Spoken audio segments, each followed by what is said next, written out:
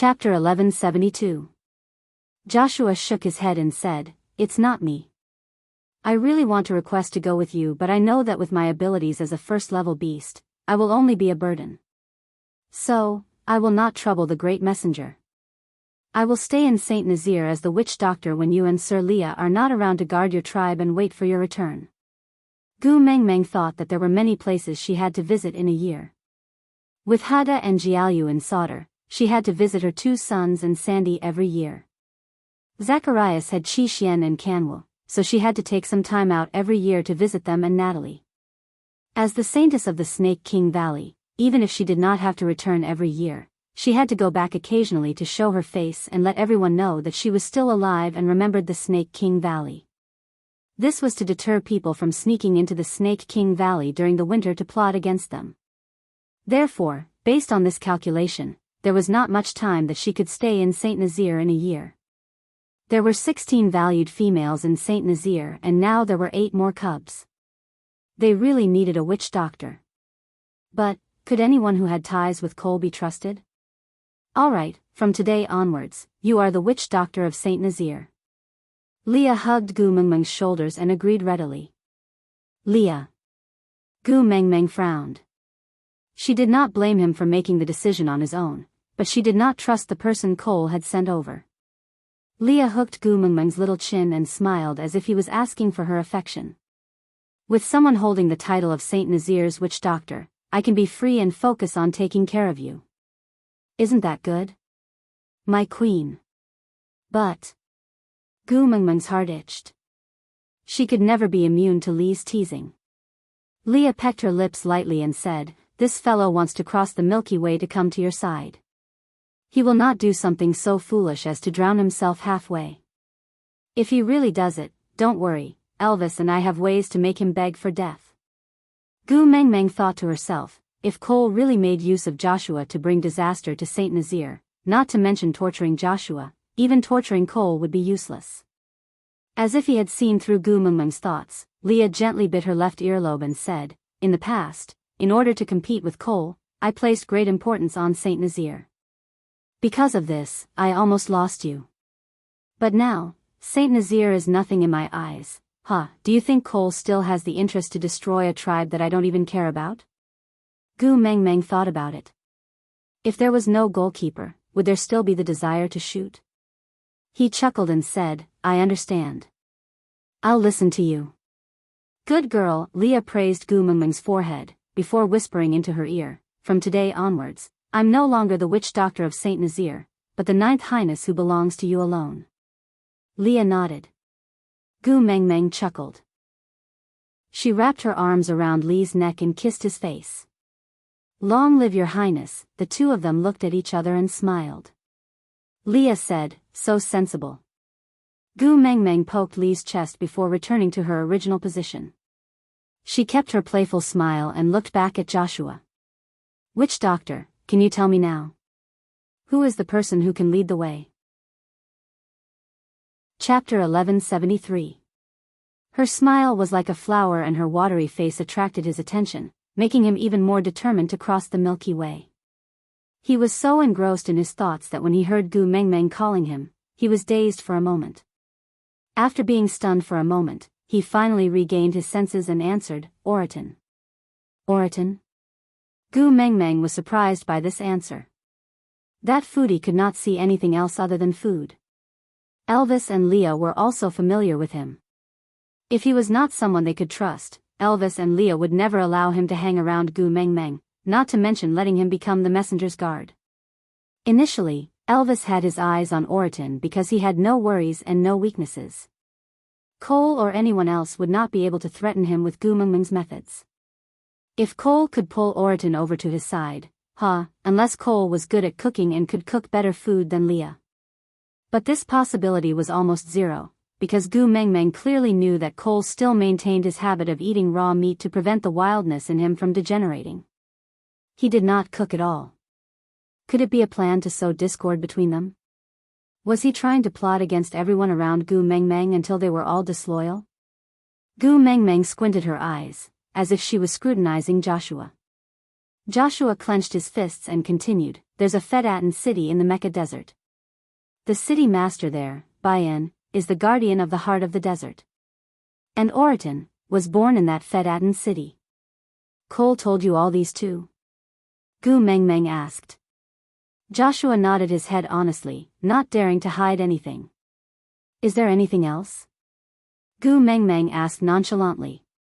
Joshua shook his head and said, he only told me this much. Gu Mengmeng stretched lazily, then leaned into Elvis's arms and said, you should be very familiar with the territory of Saint Nazir. Find a place to settle down. Yes, thank you great messenger for fulfilling my wish. The paper bag secretly heaved a sigh of relief. He finally got closer to Gu Mengmeng. Even if it was just a little bit closer, it was enough to comfort him. Elvis carried Gu Mengmeng and left. Leah swayed his tail and said to Joshua, then, I'll have to trouble the witch doctor for the tribe in the future. Yes.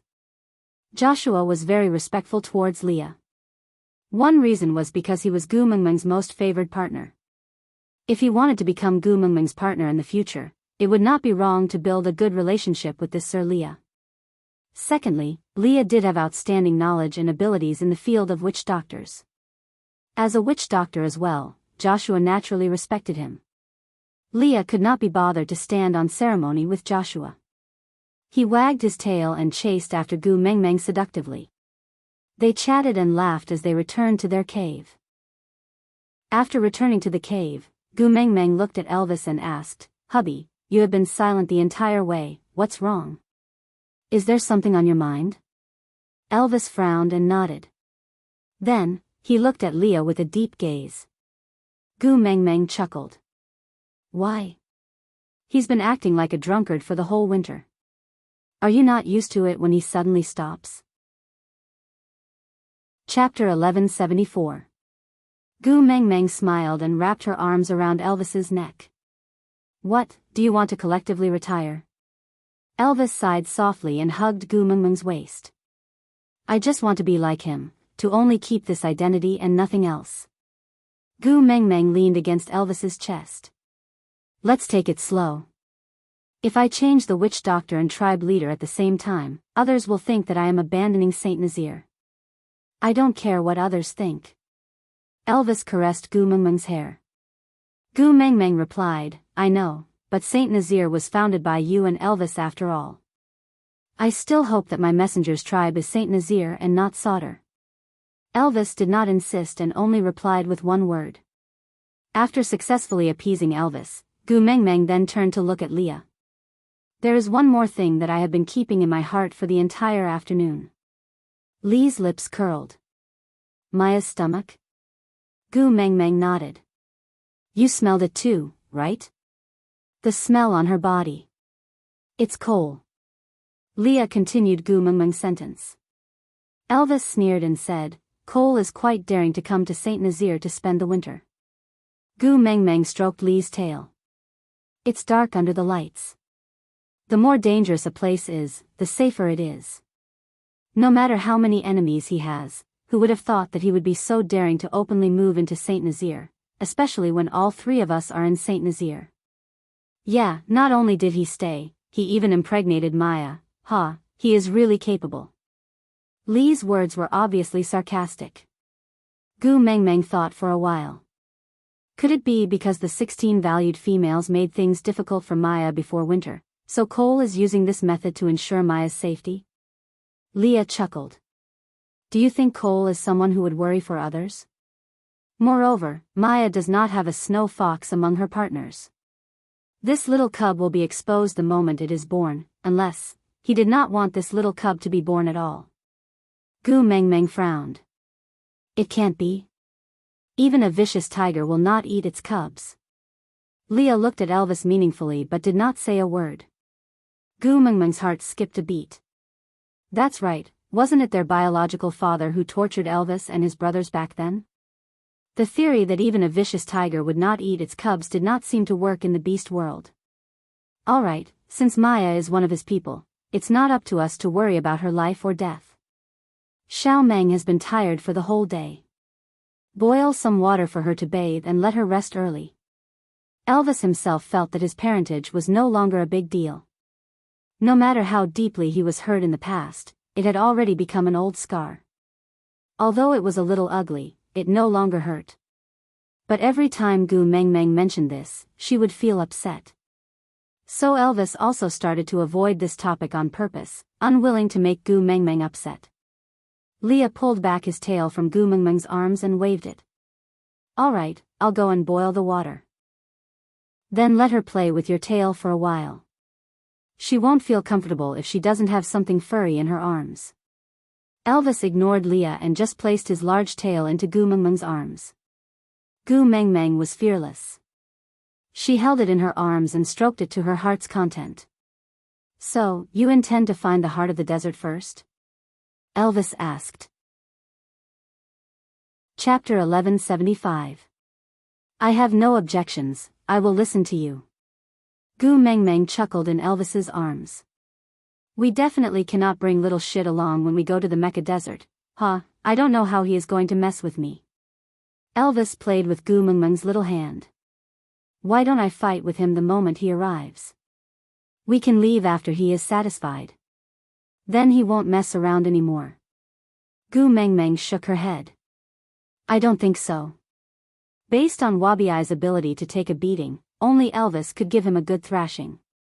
Even the current Gu Mengmeng would find it difficult to make Wabiai fight with all his might because of the difference in their physiques, not to mention Elvis, who was just a little wolf in his eyes." The next morning, Oriton carried his hunted prey over to share a meal. After enduring for an entire winter, he was already craving for food. If not for the fact that he had eaten quite a lot of roasted meat at the night campfire party, he would have charged into Elvis's cave and kidnapped Gu Mengmeng to force Leah to cook for him.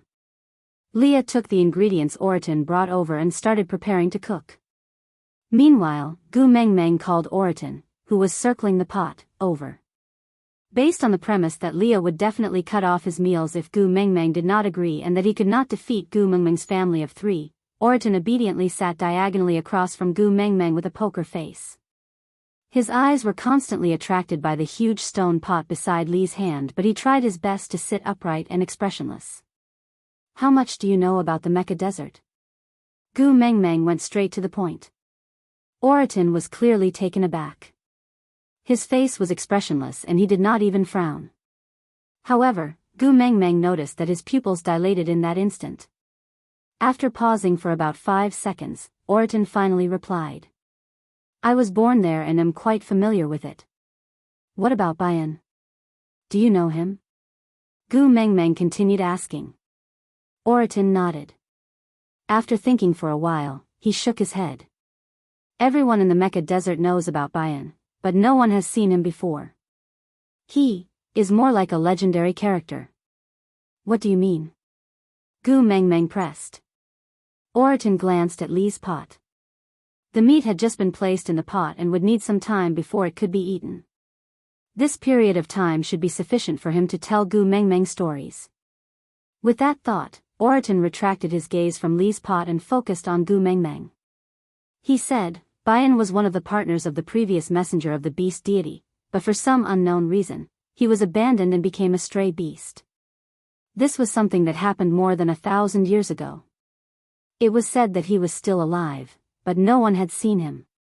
Just like Snake in the past, he was not in the beast world, but everyone in the beast world knew about him." "Wang Xiaoxin's partner?" Gu Mengmeng instinctively said the name of the previous messenger of the beast deity. The main thing was that they came from the same era and knew each other very well. She and Wang Xiaoxin might have even passed each other on the streets before. She really could not do things like the people in the beast world and respectfully greet the messenger of the beast deity, or even worship something like 300 poems of the Tang dynasty. Chapter 1176. Damn it. Gu Mengmeng felt as though 10,000 beasts were galloping in her heart.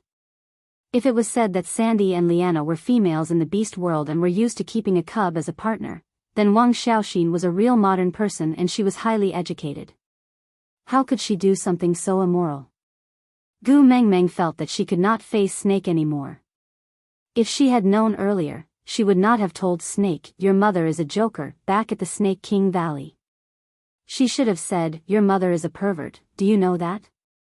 Gu Mengmeng had goosebumps all over her body, her face full of disgust. He sighed and relayed Joshua's words to Oriton without hiding anything. After she finished, she asked, so, I want to make a trip to Fedatin City in the Mecca Desert. Can you lead the way for me? Oriton turned to look at Leah, then at Elvis. Then, he nodded his head seriously and said, all right, I will accompany you. After Oriton agreed, Leah then carried the stone pot to the table and scooped a bowl of meat for Oriton with a grin. Here, you guys eat first. I will set up another pot to stew more. Oriton nodded. This was the first time Leah had treated Oriton so well that Oriton was a little overwhelmed by the favor. Gu Mengmeng chuckled. She knew that Oriton admired Elvis and even treated him as his life goal, following his way of living. That was also why he was willing to join Saint Nazir. But, it started with admiration and ended with the stove. In the end, the one who truly conquered Oriton was not herself, the messenger of the beast deity, nor was it Elvis, the spiritual role model, but Lee's big pot. Gu Mengmeng knew that Fedatin City might not be a hometown with good memories for Oriton, because when he heard the words Mecca Desert, he was obviously taken aback for a moment. That was not an expression that one would have for a hometown that was filled with nostalgia. But he was still willing to accompany her, probably because he wanted to learn more from Elvis and follow Leah to have meat to eat. As expected, to conquer a male, one must first conquer his stomach. After Oriton finished his third bowl of meat, his craving for food for the entire winter was finally alleviated. He felt more relaxed and finally had the mood to say to Gu Mengmeng, but you have to be mentally prepared. Bayan has been hiding even deeper than Snakel all these years, it's not easy to find him. Gu Mengmeng thought about it. If he was Wang Xiaoxin's partner, then he should have met whales before.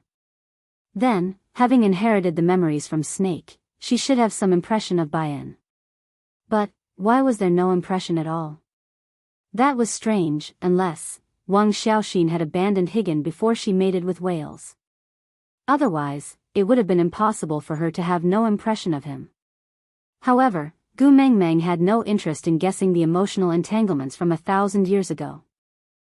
After all, Wang Xiaoxin was half a mother-in-law to her. She was already involved in the relationship between Natalie and Peter, so there was no point in gossiping about the other in-laws. Chapter 1177. I advise you not to underestimate your enemy. Oriton poured a bucket of cold water on Gu Mengmeng. Although you have the powers of a beast king, the desert is not like this place. There are quicksand whirlpools everywhere.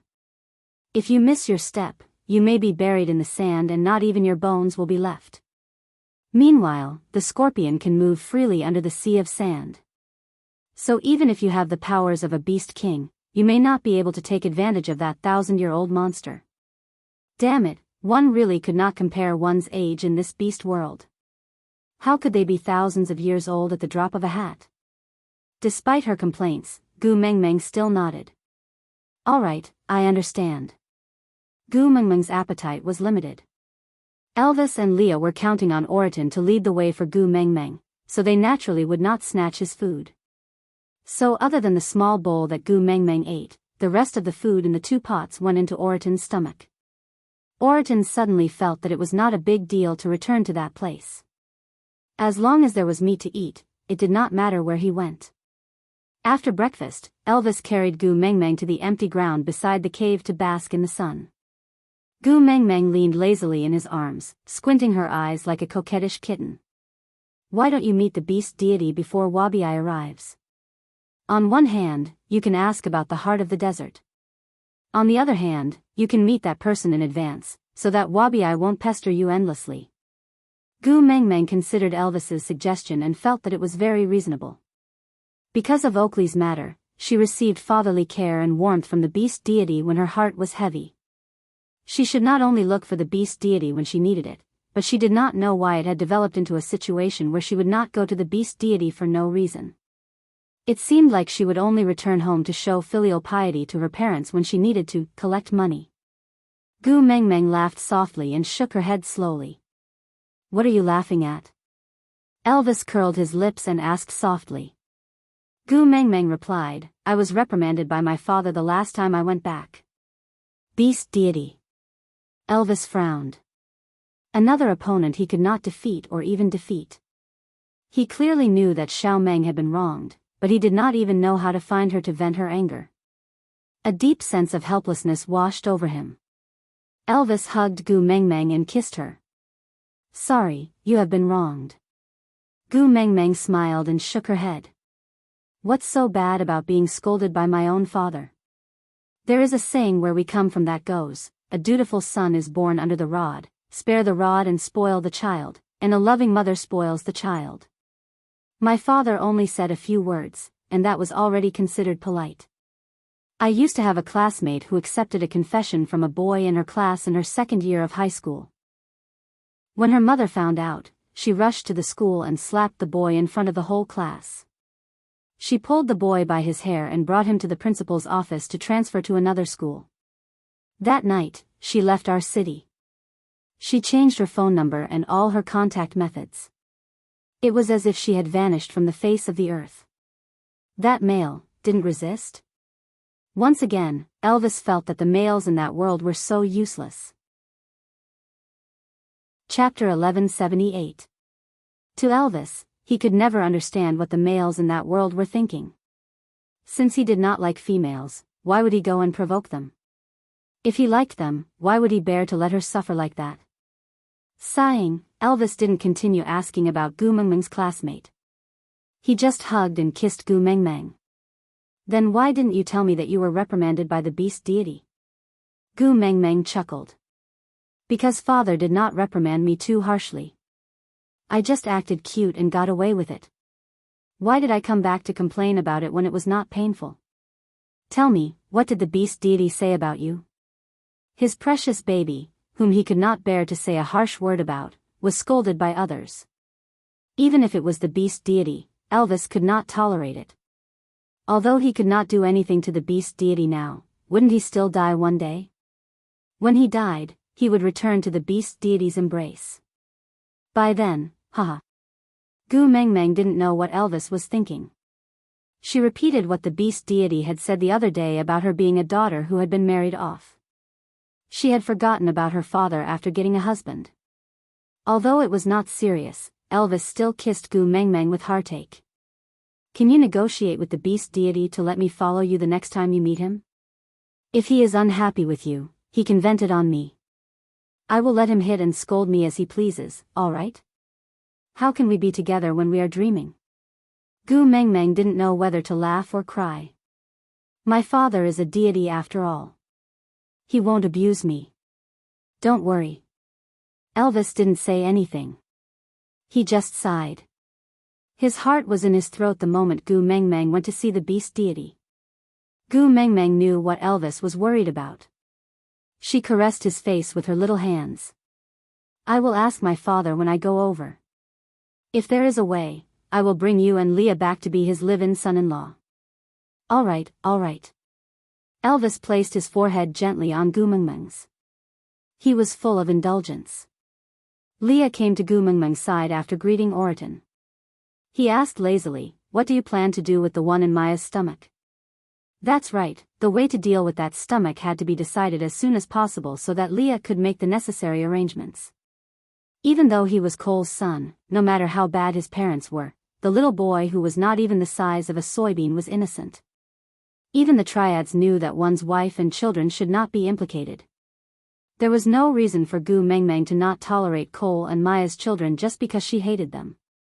But, if the biological parents wanted to kill their own children, Gu Mengmeng did not feel that she had the right and obligation to stop them. After all, if someone stood at the entrance of the obstetrics and gynecology department and preached that every life should be treated with kindness, to every patient who was about to undergo an abortion, they would probably be arrested by the Qingshan Mental Hospital. She didn't have the right to decide, but regardless of whether the child was born or not, she would be the one to clean up the mess in the end. This was so frustrating. What right did he have? She wasn't the one who got Maya pregnant. Gu Mengmeng frowned in disdain. Every time she felt that Cole was extremely disgusting and could not be any more disgusting, Cole would come up with a new trick. It was as though he was smiling at her and saying, "Hey hey, are you looking down on me? I can be even more disgusting." Chapter 1179. Gu Mengmeng glanced sideways at Leah. What? Throw Maya into the well and drown her? Leah pinched Gu Mengmeng's little nose. You want to waste a well just for Maya? Aren't you being too wasteful, Mengmeng? Then what should I do? Gu Mengmeng asked. Leah smiled, a crafty glint in his eyes. He looked like a leisurely fox. Although he looked lazy and casual, he had already schemed against her from start to finish. Mengmeng, do you know when stray beasts are usually the most aggressive? Leah asked softly. Gu Mengmeng replied. Probably during the rainy season, when winter is approaching. They snatch food quite fiercely. Leah nodded. What else? What else? Gu Mengmeng shook her head in confusion. And when winter has just ended. Leah chuckled. The females snatched back last year could not survive the winter. They either froze to death or starved to death, or became food for stray beasts. So after winter ends, stray beasts would attack tribes at all costs to snatch new females. In the past, they always chose to do so during beauty pageants, because the strongest warriors in the tribe would be escorting the tribe's #1 beauty to the pageant. So it was the easiest time to snatch the females. But ever since you reformed the beauty pageant system 2 years ago, this opportunity no longer existed. So last year, the stray beasts attacked the tribes the moment winter ended, catching all the tribes by surprise and snatching away many of their females. Gu Mengmeng listened for a long while before gradually understanding. You found someone to disguise as stray beasts to attack tribes and snatch Maya away? Gu Mengmeng asked. Leah shook his head. There's no need to disguise. Just ask the real stray beasts to come and snatch her away. Gu Mengmeng was confused. Cole is the leader of the stray beasts. Why would the stray beasts go against his wishes to snatch the person he planted? Leah coughed softly. Hiding his smile, he said, Have you forgotten that we still have a stray beast young master in our family? Gu Mengmeng was stunned for a moment. She widened her eyes. You mean Qi? No way. I don't agree. I definitely cannot let Qi have anything to do with Cole. Qi is now in Zacharias, which borders the stray beast camp. If Cole wants to contact Qi, it will be much more convenient than before. Leah explained slowly to Gu Mengmeng, so for this matter, we are mainly testing Qishuan's attitude.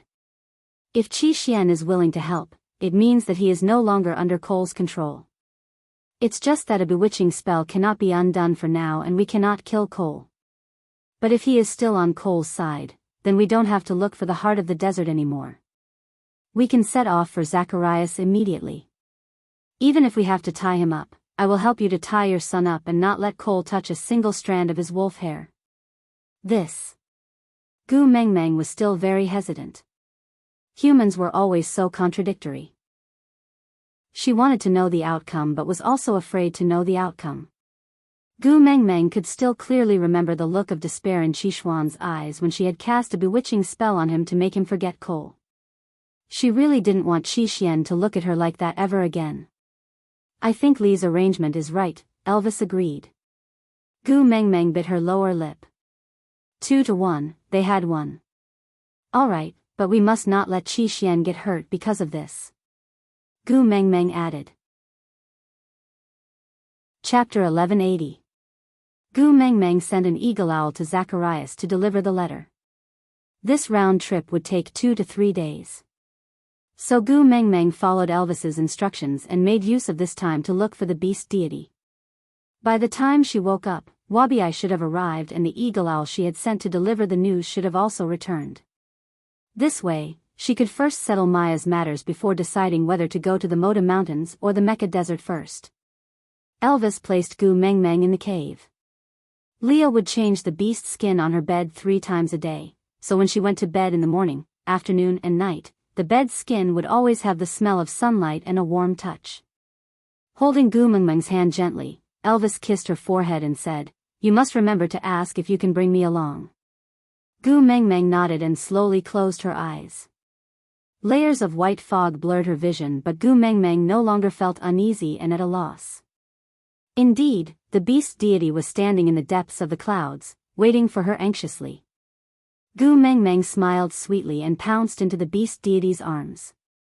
She called out softly, "Daddy, I am back to watch television with you." The beast deity opened his arms and hugged Gu Mengmeng gently.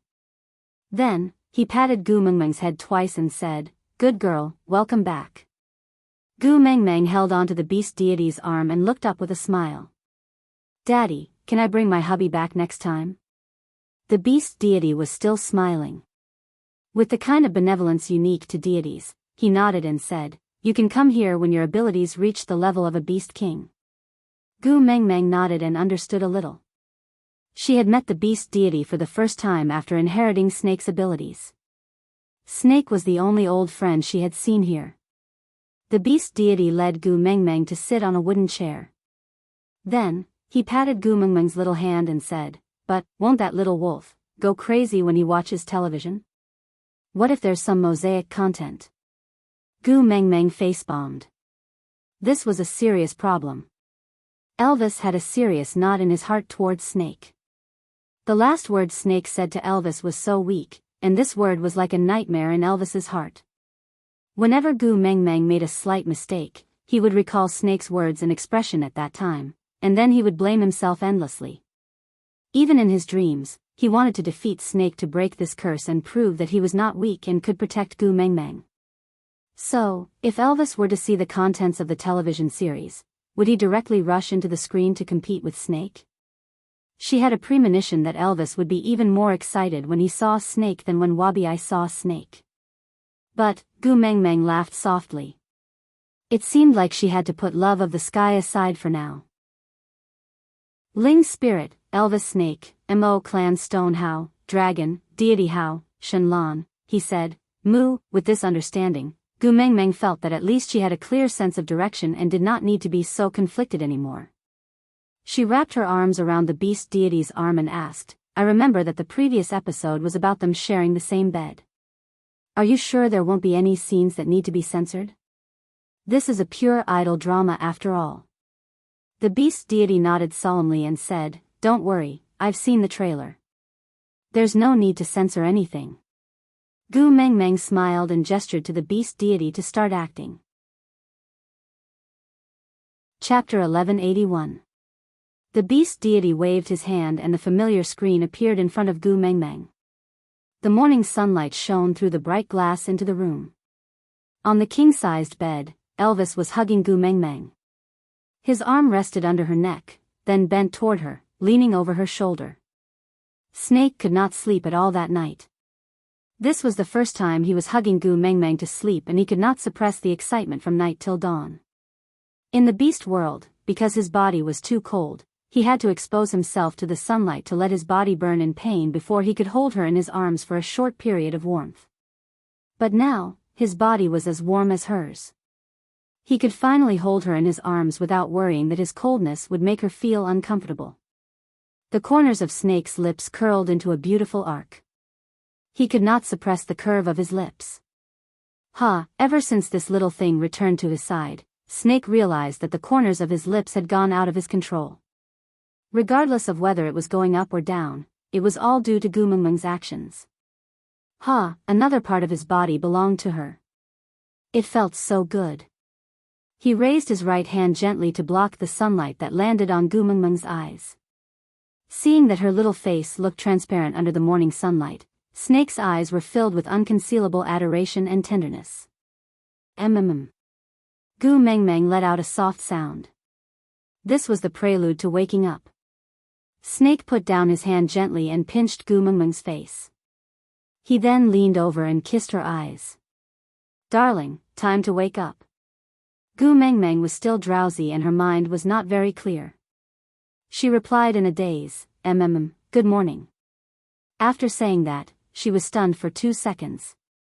Then, she jumped up out of reflex and took a few steps back, falling onto the ground with a thud. Snake was caught off guard by Gu Mengmeng's actions. He did not know that Gu Mengmeng would suddenly break free after a gentle good morning. He could not stop her in time and could only watch as Gu Mengmeng fell to the ground. Tu Meng. Snake's heart tightened and he immediately flipped over to carry Gu Mengmeng up from the ground. His heart ached as he looked at the dazed Gu Mengmeng. Unable to reprimand her, Snake could only feel his heart aching. He carefully checked Gu Mengmeng's body. Luckily, she had fallen backwards and only her buttocks were injured. However, her palms were slightly red from rubbing against the ground. Gu Mengmeng was in a daze for a long time before she realized, there's a guy beside me? And F***ck, it hurts. She snapped out of her emotions and remembered that she was the one who let Snake in and agreed to let him sleep on the same bed as her. Initially, she was still nervous and uneasy as she guarded against him, but Snake was indeed very obedient. As she guarded against him, Gu Mengmeng fell asleep unknowingly. Gu Mengmeng despised herself in her heart. Luckily Snake was a gentleman, or else she would have been devoured by him for her carelessness last night. Just as she was about to say something, she realized from the corner of her eye that she had dropped the lamp at the head of the bed. Now, the corpse was lying on the ground in 3 pieces. The base and the lamp were all separated. Senior, I broke your lamp. I'm sorry, how about deducting it from my salary? Snake frowned. Let's not care about the lamp first. You threw my girlfriend, how are you going to pay for this? Author's words. Chapter 1182. Gu Mengmeng blushed and her heart was about to explode. She instinctively pulled back her hand and said, I didn't do it on purpose. I woke up to find a guy beside me. I was scared. But Snake did not let Gu Mengmeng pull her hand away from his palm. He moved her wrist around to make sure that she did not hurt her bones. Then, he kissed it and said, I am your boyfriend and also your dog. Why are you afraid of me? She used to be afraid of snakes, but he was no longer a snake now. Snake was a little disappointed. He did not like her to be afraid of him. Gu Mengmeng cleared her throat and turned her face to the side. I am just not used to having someone beside me suddenly. Then, next time. Don't sleep on my bed and I won't fall. But Snake did not let Gu Mengmeng finish her sentence and interrupted her. I will hug you tighter next time and not let you fall from my arms. But you have to quickly get used to having me by your side, understand? Gu Mengmeng was stunned for a long time to digest Snake's words. Did he mean, they were going to sleep together in the future? Gu Mengmeng looked up at Snake and said, No, you can't sleep on my bed every day. Snake smiled and nodded. Alright, I will return to the master bedroom to sleep tonight. Gu Mengmeng was about to nod when Snake added, You will come with me. Gu Mengmeng's nodding froze on the spot. I am not going. You can go back to your own room to sleep. Snake narrowed his eyes and looked at Gu Mengmeng. So, you want to sleep with me and not take responsibility? Gu Mengmeng stared at Snake with her beautiful eyes wide open. She was shocked. Snake lifted his chin and said, You and I, a man and a woman lying on the same bed for an entire night. Do you think anyone would believe that we are just chatting under the blankets? Gu Mengmeng felt that her tongue was tied. She had met a scammer, right? Right. Snakel pulled Gu Mengmeng into his arms and said, I am a normal man with normal physiological needs. Because I cherish you, I will endure this desire before we get married. However, you have to give me the benefits that I deserve. Otherwise, it would be too cruel, wouldn't it? Tu Meng, the future that I look forward to is to see you and the sun every day when I open my eyes. Snake kissed Gu Mengmeng's forehead and said, Satisfy me, alright? Actually, Snake had a backup key to every room. Even if he forced his way in, Gu Mengmeng did not have the ability to reject him. But he didn't do so. He chose to coax her and ask for her consent. He could have gotten what he wanted simply and crudely, but because he cared about her feelings, he chose to use a gentle method. Gu Mengmeng laughed softly. She felt that she might be the easiest girl to win over in this world. If you smile, it means you agree. You can't go back on your word, got it? Kissing Gu Mengmeng's head as a reward, Snake carried Gu Mengmeng to the washroom and placed her on the sink. Then, he wet a towel and helped her wash her face. I can do it myself. Gu Mengmeng was not used to this kind of care. Chapter 1183. After washing up, Snake carried Gu Mengmeng to the dining room and placed her on the chair beside the dining table. Then, he entered the open kitchen to prepare breakfast for her. Gu Mengmeng held her chin and tilted her head to look at how Snake was handling the kitchen with ease. She could not help but think, you and Sunshine are both here, so this is how it looks like? Yeah, so blissful. Blissful like a dream. Senior. Gu Mengmeng called out softly.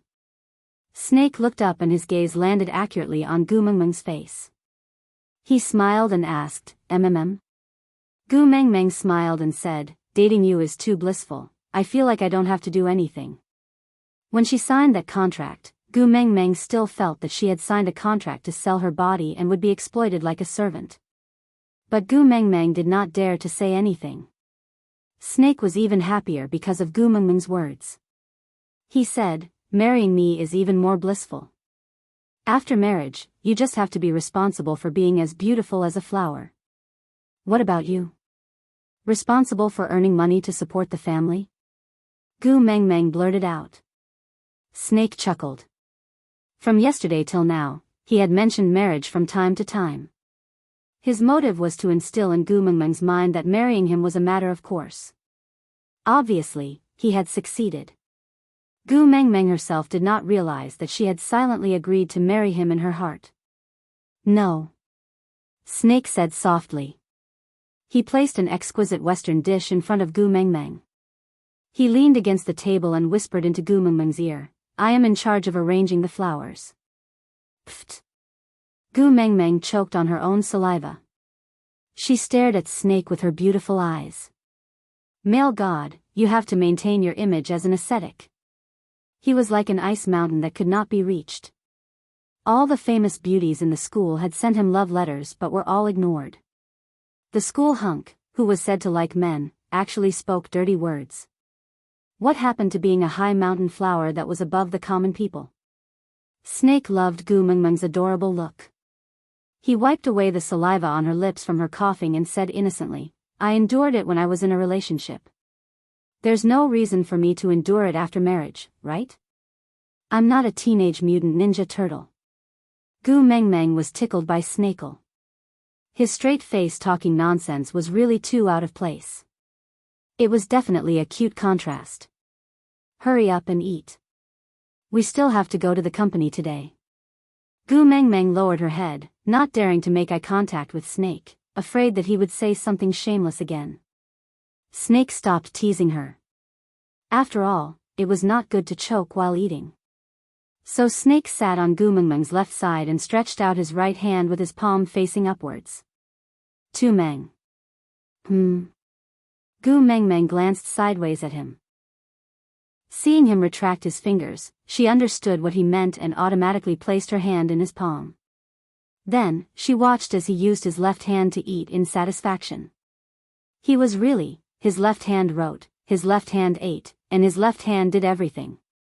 His right hand was specially used to hold her hand. Chapter 1184. After yesterday's meeting, the management had thought that the CEO hugging a woman for a meeting was already a new worldview. They did not expect today's meeting to be even more awkward. Crunch, crunch, try it, this pistachio is quite delicious. Snake used his left hand to pinch open a pistachio and tossed the shell to one side before sending the kernel into Gu Mengmeng's mouth.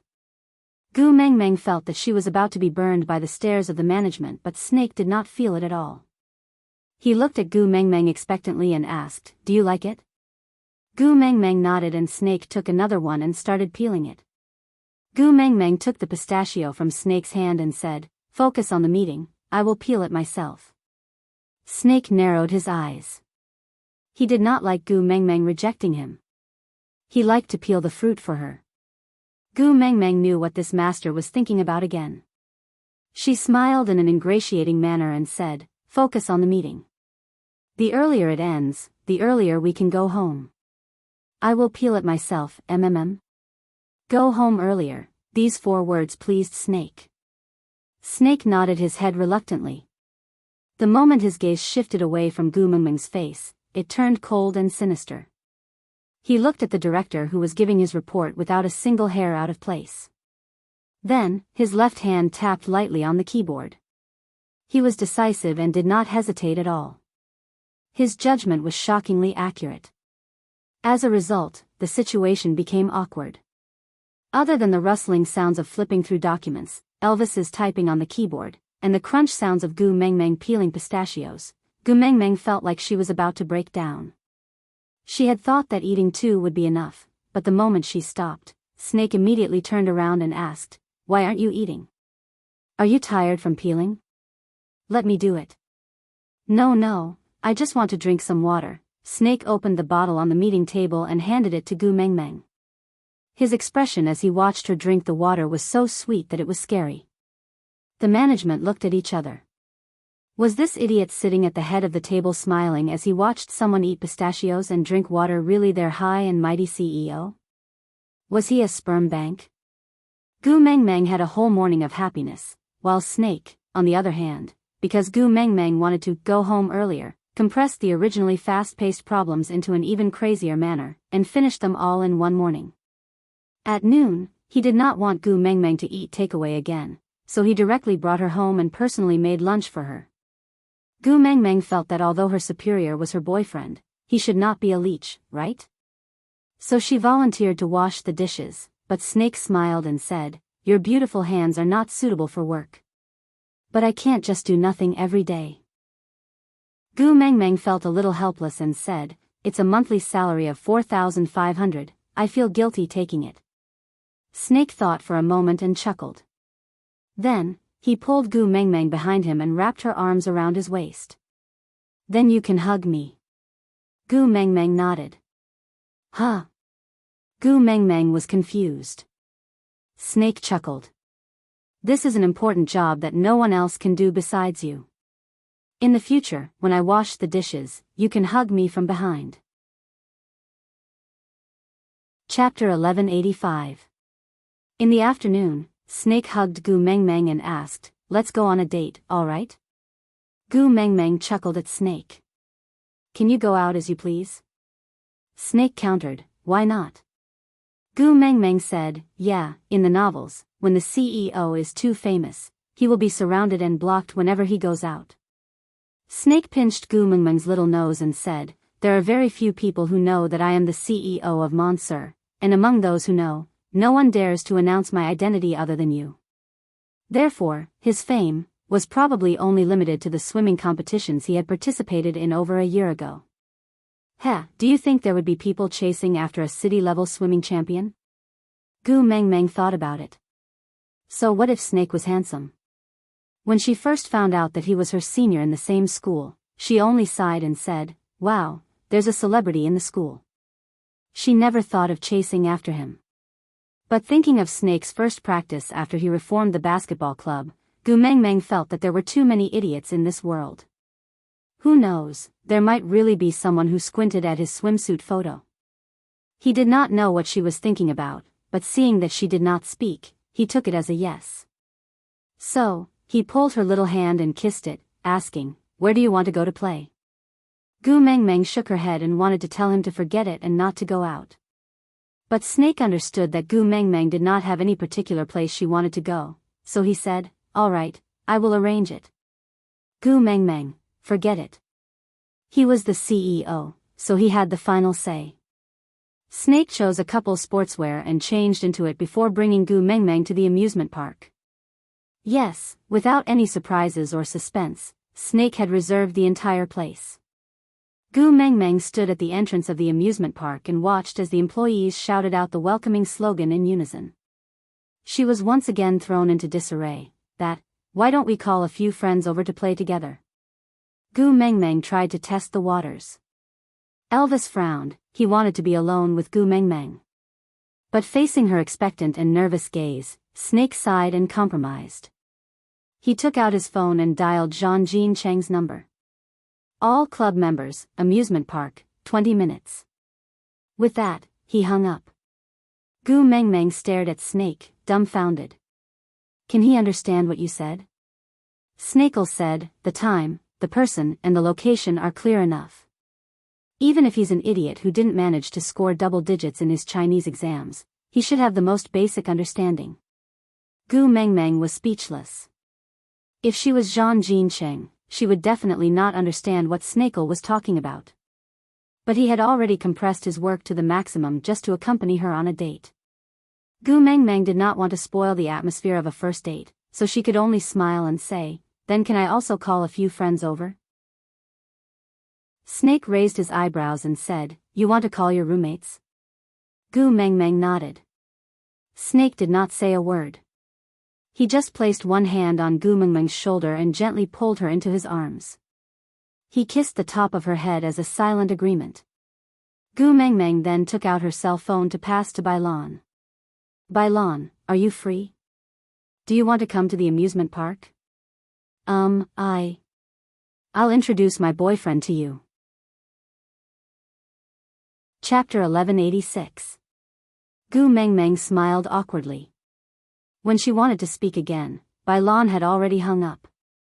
Gu Mengmeng sneaked a glance at Elvis before whispering, that Bailan is a nice person, just a little hot-tempered. She has no ill intentions, I know. Snake rubbed Gu Mengmeng's little head gently. He knew that this Bailan was Gu Mengmeng's friend since high school. She had fought with others more than once for Gu Mengmeng and was a very loyal lady. Every time Gu Mengmeng decided to swallow her anger, she would be the one to grab her arm and rush out to tell her, I'm not dead, no one can bully my girl. Once, in order to help Gu Mengmeng ask for a salary, she was beaten up by the restaurant's security guard and had to stay in the hospital for 2 months. Even now, there was still a scar on her back. Snake found out about this through Gu Mengmeng's memories, because at that time, he appeared in front of Gu Mengmeng covered in blood with a salary envelope and said to her, girl, I've taken back what they owed you. Gu Mengmeng's eyes widened. Then, the image of her falling onto the ground had a huge impact on Gu Mengmeng, so she remembered it very clearly. But Gu Mengmeng and the rest did not know that Snake could only allow this incident to happen in order not to affect Gu Mengmeng's life. But after that, Bailan was hospitalized using a medical insurance card, but the medicines she used were all imported and could not be reimbursed. The doctors were all experts invited by Snake from overseas, pretending to be ordinary doctors. As for the shop that owed Gu Mengmeng her salary, it was said that the shop owner was addicted to drugs and went bankrupt to buy drugs. In the end, he cut open his own stomach and said that he wanted to sell his organs to buy drugs. Gu Mengmeng did not need to know about these things, and Snake would not tell her either. But towards a friend like Bailan, Snake was still willing to give her some face. After all, during those years when he could not appear, Gu Mengmeng was fortunate to have such a friend by her side. About half an hour later, Zhang Jincheng and the basketball team arrived at the entrance of the amusement park. They rushed over anxiously and asked, where is the other party? Gu Mengmeng and Snake looked at each other in shock. The other party? Who? Zhang Jincheng looked at the two unbelievably calm people and was stunned for a moment. Then he cleared his throat and asked, you're looking for us so urgently, is it because someone is waiting for you? Why are you blocking us? Gu Mengmeng stared dumbfounded at Zhang Jincheng, who was holding a baseball bat, and the others, who were wearing finger rings. She was stunned for a moment before she understood. They had received Snake's call and thought that someone was bullying him, so they rushed over to help fight. Gu Mengmeng smiled and waved her hands. No, senior, you've misunderstood. Snake's relative is the caretaker of this amusement park. Today, the amusement park is undergoing maintenance and will not be open to the public. His relative said that he can entertain his friends for an afternoon of free entertainment. That's why Snake called you to invite you over to play with everyone. Zhang Jincheng heaved a sigh of relief and rested the baseball bat on his shoulder. Not knowing whether to laugh or cry, he said, oh my F***ck, King thought you were being chased by someone. So you called us out to play. Snake ignored Zhang Jincheng and just looked at Gu Mengmeng unhappily. She called Zhang Jincheng Senior. That was supposed to be a title that belonged only to him, but she actually called someone else. Aside from the topic. Chapter 1187. Snake pulled Gu Mengmeng's hand and stood up. He looked at Zhang Jincheng and said, "There will be more people coming later. Wait here for them, I have something to say to Tu Meng." With that, Snake pulled Gu Mengmeng into the amusement park. The amusement park had already been emptied. Other than the workers standing by the rides, there was no one else. Not far in, there was a 2-story merry-go-round. Snake pushed the door open and pressed Gu Mengmeng into the carriage. Seeing that they were seated, the workers started the game. The merry-go-round was accompanied by romantic music. Gu Mengmeng stared blankly at Snake, who was pressing his hands on her shoulders. He was obviously angry. She asked, "What happened?" "He was fine just now." "Call me," Snake said. Gu Mengmeng did not understand. "Senior." Snake lowered his head and kissed Gu Mengmeng's lips harshly. It was as if he was punishing her. Until Gu Mengmeng's lips were swollen from his kiss, Snake looked up. His chest was heaving up and down. "I am not special to you at all, right? Just like all the other boys in school, just one of your many seniors?" Gu Mengmeng's eyes widened. She did not understand. "How can that be? You are my boyfriend." This sentence successfully pacified him. Snake's anger was reduced by half. Loosening his grip, Snake sat down beside Gu Mengmeng and said unhappily, "But who can tell from the sound of it? You call me Zhang Jincheng and me the same way." Gu Mengmeng shrugged helplessly. "Didn't you give me the title of senior?" Snake said, "Then you can't call others that." Gu Mengmeng said, "Then what should I call him? Zhang Jincheng? Brother Zhang? Brother Jincheng?" Snake's face darkened the more Gu Mengmeng spoke. He did not like hearing her call someone else's name. Especially when that name belonged to a male. His temples throbbed. He looked at Gu Mengmeng with a gloomy gaze. Gu Mengmeng burst out laughing. She wrapped her arms around Snake's arm. "How about I don't call you senior anymore? I will call you Kel. How about that?" Snake's anger instantly dropped to 0. He clenched his jaw proudly, but the corners of his lips curled upwards unknowingly. Kuan, sounds so nice. At first, she was unwilling to call him that. He knew that when she called him that, it would be very pleasing to the ear. Chi, Bailon, and the others will be here soon. I want to introduce you to my friends as my boyfriend. Don't make them wait. First impressions are very important, okay? Snake's mood became even better. Tu Meng was willing to introduce him to her friends instead of refusing to acknowledge their relationship and constantly reminding him to keep his distance, making him look like a wild man who could not be seen. "All right, Kel, let's go." Gu Mengmeng shook Snake's arm and said, "If Bailon doesn't see me welcoming her at the door later, she will really take out a 40-meter-long sword to hack me." Elvis did not know what to do with Gu Mengmeng, so he stood up straight and walked out of the carriage with her. Seeing the two of them coming down, the staff pressed the button to stop the game. Only then did Gu Mengmeng and Snakel walk out together. Chapter 1188. Bailon. Gu Mengmeng called out, then let go of Snake and jogged over to Bailon. She held on to Bailon's arm and smiled fawningly. "Say, which one is it?" Bailon asked exasperatedly, pointing at the basketball club members who were standing in a row. Gu Mengmeng knew that Bailon was asking which one was her boyfriend. Blushing, she pulled Bailon back and turned to look at Snake. "This is my boyfriend, Kel. This is my best friend, Bailon." Bailon was stunned for 2 seconds when she saw Snake.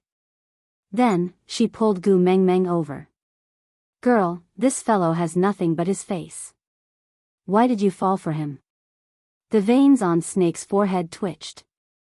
He had lived 2 lifetimes and this was the first time he had heard such an evaluation. Gu Mengmeng broke out in cold sweat at Bai Lan's words. She shook her head. No, Akel is a very good person. He treats me very well too. Good my ass. Bai Lan said. Who in the school doesn't know that he is a playboy? If you get together with him, what's the difference between poking a hornet's nest? The incident on the school forum 2 days ago was caused by Mo Bebe's jealousy of you two being together, right? Let me tell you, with your cowardly manner, if you get involved with him, those lascivious bees and butterflies will devour you whole. Moreover, who doesn't know that he is a piece of ice that has been frozen for 10,000 years? He has no taste and does not know romance. His 6 senses are pure and his 4 senses are empty. Damn it, he could become a monk just by changing his hair. You are not even a white-bone demon, why are you hanging out with Xuanzang? Bai Lan pulled Gu Mengmeng back to the basketball club members. Girl, let me tell you, if it was him, I would rather you choose one of these grandsons as your first love. At least if they dare to bully you, I can help you break their 3 legs. Snake pulled Gu Mengmeng back from Bai Lan's hands. He stared at Bai Lan with a venomous gaze. A sinister sense of danger loomed over her. Gu Mengmeng was extremely embarrassed. She pushed Snake and said, Don't be like this. Bai Lan said that because she doesn't understand you. I will talk to her nicely. Ah, don't be angry. Bai Lan said, See, they've just started dating and you already have to coax him. In the future, won't you let him shit all over your neck? Gu Mengmeng's face twitched and she held on to Bai Lan's hand, not knowing whether to laugh or cry. She shot Snake a look and said, Ah Kel, the rule in our hostel is that the boyfriend must treat everyone to drinks on the first meeting. You go and buy it, okay? Snake did not want to leave Gu Mengmeng's side even for a second, but he knew that this rule was not something that Gu Mengmeng came up with on the spur of the moment. He wanted to gain the approval of the people around her. Although Bai Lan had belittled him to the point that he was worthless, he was still someone that Gu Mengmeng cared about, so he could tolerate it. Nodding, Snake gave Zhang Jinqing a look. Zhang Jinqing automatically called everyone in the basketball club over to the Starbucks opposite the amusement park. A caramel macchiato was distributed according to the number of people present. When they returned after buying everything, they saw the few girls chatting and laughing together. The atmosphere was already very good. Snake took a cup of macchiato and passed it to Gu Mengmeng. Here, drink this. I asked them to add more caramel. Chapter 1189. The dense fog gathered and the television drama stopped at this point. Gu Mengmeng smiled and said, I haven't seen Bai Lan for a long time, I wonder how she is doing now. I wonder if she has toned down that impulsive personality of hers. The beast deity smiled without replying. Gu Mengmeng stretched lazily and stood up, saying, Father, I plan to go find the heart of the desert.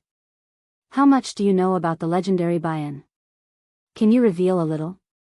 The beast deity did not seem surprised by Gu Mengmeng's question at all and nodded, saying, Baiyan. The beast deity's expression had a tinge of melancholy, which surprised Gu Mengmeng. She tilted her head and asked, Father, you know him? The beast deity snapped out of his trance and chuckled, nodding, saying, Yeah, an old acquaintance. Gu Mengmeng's eyes brightened, saying, Then tell me quickly, what likes and dislikes does he have?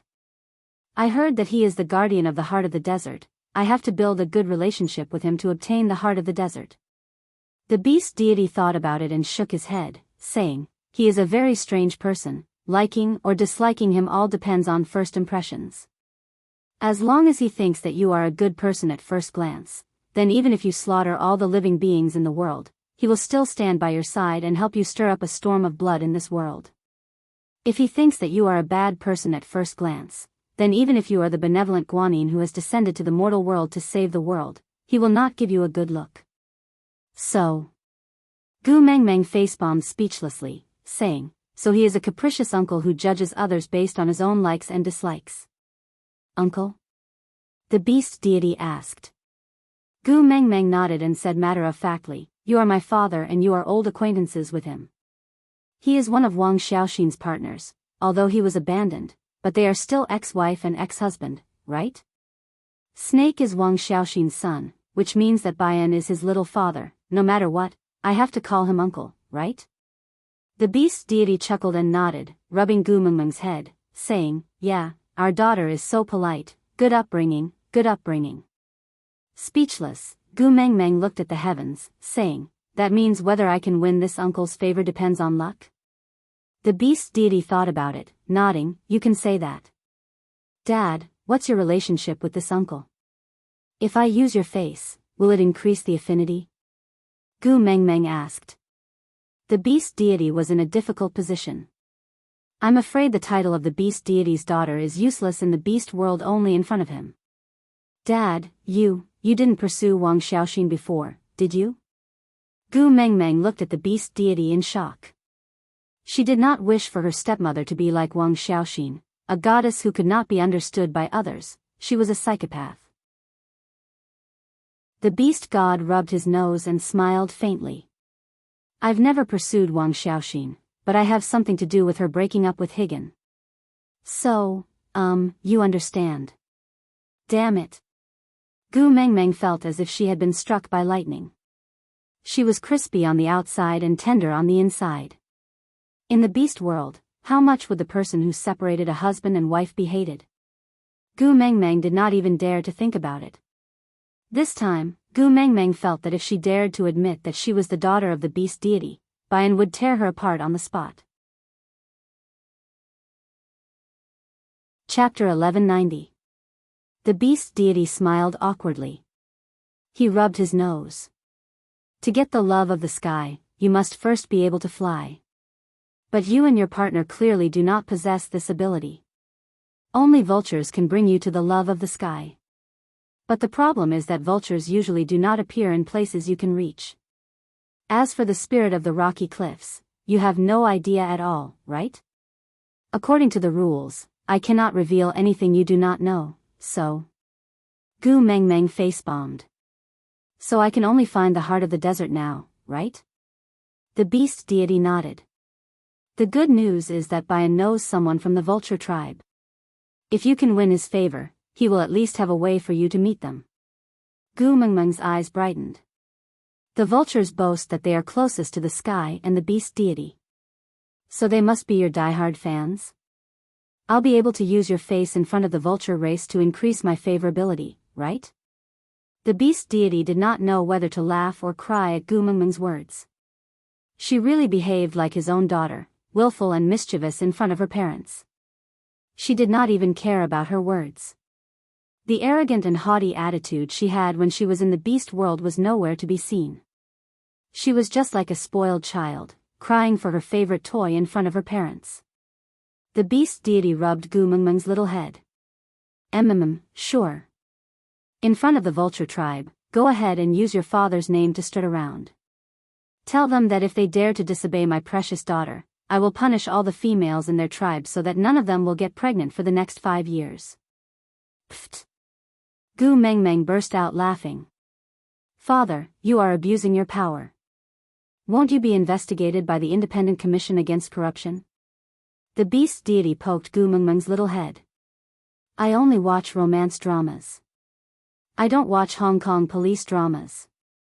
I do not know anything about the Independent Commission Against Corruption. But for my precious daughter, I will not hesitate to be investigated. I am your father after all. Gu Mengmeng pounced into the beast deity's arms. Papa, you are so nice. The beast deity was still smiling benevolently. He patted Gu Mengmeng's back. Alright, hurry and go. Gu Mengmeng nodded. Oh, the same question. Wabi. The beast god shook his head, indicating that he still couldn't say. Gu Mengmeng did not continue speaking. She knew that the beast deity would naturally tell her if he could. He stood up, patted his butt, and said, Dad, I'll be leaving first. Wait. The beast deity stopped Gu Mengmeng and cleared his throat. That world has a song called Sorrow of Separation. Do you know how to sing it?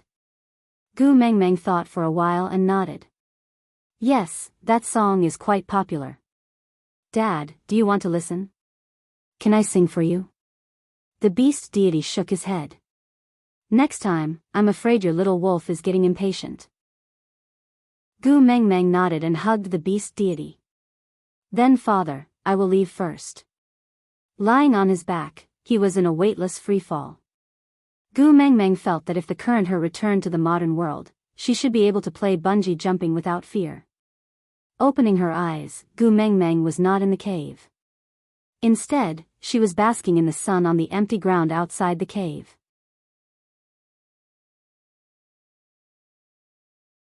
Chapter 1191. She chuckled. This was the first time Gu Mengmeng had not heard Elvis's gentle greeting after waking up, but little shit's rebuke after an entire winter. Opening her mouth, Elvis reached for a cup of water from the side as if he was already prepared for it. He helped Gu Mengmeng moisten her throat. Gu Mengmeng smiled after drinking the water. That's right, I am going to leave you behind to play alone. So what, are you going to bite me? Wabi-Ai gritted his teeth and glared at her. I came all the way here to find you, and you are going to leave me behind to play alone? Gu Mengmeng, you have no conscience. TSK, a cold-blooded animal like you wants to talk about conscience with me? Did a donkey kick your brain? Gu Mengmeng spoke with no conscience at all. Wabi-Ai stiffened his neck. I don't care, I am going to follow you. Where are you going to play? You must bring me along, or else. I will break the legs of your little wolf pups and wretched foxes. Gu Mengmeng stretched out her slender legs. What's the point of beating my man? Break my legs if you can. I can't beat you. Wabi-Ai admitted confidently. Gu Mengmeng was so amused by Wabi-Ai that she burst into laughter until tears came out. Wiping the corners of her eyes, Gu Mengmeng said, We are going to the desert this time. Do you know what a desert is? No water, dry and hot. This kind of climate is not suitable for you. You will suffer. Wabi-Ai rolled his eyes and laughed in disdain. Where do you think Snake brought me back to the Snake King Valley from? Gu Mengmeng was taken aback. Don't tell me, your hometown is also the Mecca Desert? Also? Wabi-Ai grasped the key word. Gu Mengmeng pointed at Oriton, who was sitting at the entrance of the cave, eagerly waiting for his meal. Him too. Wabi-Ai clicked his tongue. I haven't been back for over 800 years. I didn't know that anyone could enter that place now. Wabi-Ai's image in Gu Mengmeng's eyes instantly grew bigger. Gu Mengmeng blinked at Wabi-Ai and even tried to curry favor with him. Wabi-Ai, do you know Bayan? Are the two of you close? Wabi-Ai nudged Gu Mengmeng in disdain. Speak properly. You are so disgusting. Gu Mengmeng's expression also changed instantly. She gave Wabi-Ai a disdainful shove and looked at Elvis adorably. She pouted her lips and acted cute. Hubby, I'm not cute like this. Elvis's face flushed red and even the tips of his ears turned pink. His throat tightened and his fingers trembled slightly from the intense beating of his heart. He held on to Gu Mengmeng's shoulders and said in a low voice, Other than me and Leah, don't show this expression to anyone else. I will go crazy, understand? Gu Mengmeng's vanity was greatly satisfied. She pounced into Elvis's arms and hugged him tightly. Then, she raised her voice and said in a Lolita voice, Hubby, you're so naughty, you only know how to coax me, thump, thump. Elvis's heartbeat was deafening. Yeah, Gu Mengmeng thought about it.